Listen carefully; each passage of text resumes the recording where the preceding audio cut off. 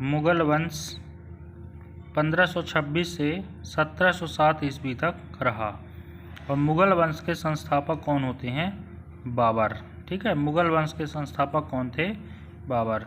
1526 से 1530 तक एक घटनाक्रम घटित होता है। 1526 में इब्राहिम लोदी, जो सल्तनत काल का अंतिम शासक था, इब्राहिम लोदी और बाबर के बीच में पानीपत के मैदान में युद्ध होता है और इस युद्ध को बोलते हैं पानीपत का प्रथम युद्ध। इस युद्ध को क्या बोलते हैं? पानीपत का प्रथम युद्ध। ये है पानीपत का प्रथम युद्ध, बाबर वर्सेस इब्राहिम लोदी के बीच। और इस युद्ध में कौन विजयी होता है? बाबर, है ना। बाबर विजयी हो जाता है इस युद्ध में।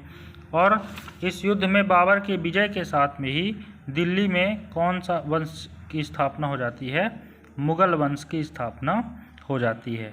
सबसे पहले डायरेक्ट प्रश्न यही पूछा जाता है कि मुगल वंश के संस्थापक कौन थे, तो आपको सही जवाब देना है क्या?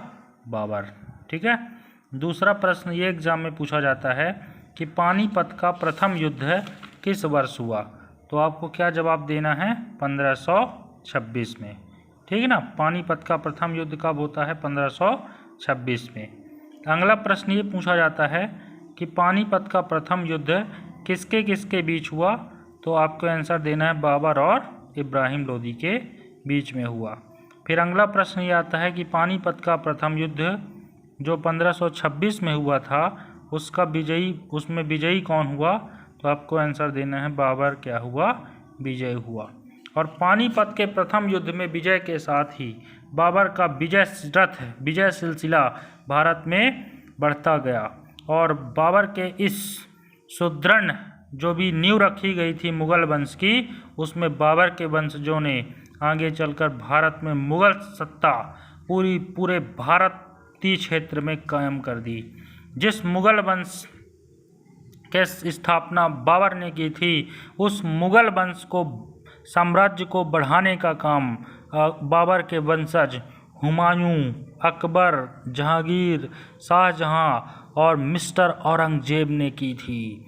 औरंगजेब के शासनकाल में मुगल सत्ता अपने चरमोत्कर्ष पर थी। जम्मू से लेकर दक्षिण तक और पूरब से लेकर पश्चिम तक लगभग 22 सूबों में बटा हुआ था।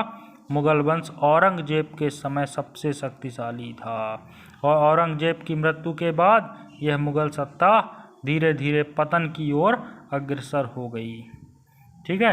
मैं सुमित तिवारी इतिहास के टॉपिक वाइज अध्ययन करा रहा हूं और आगे आने वाले दिनों में आपको continue chapter wise chapter, topic wise topics आपको क्लास कंटिन्यू होगी।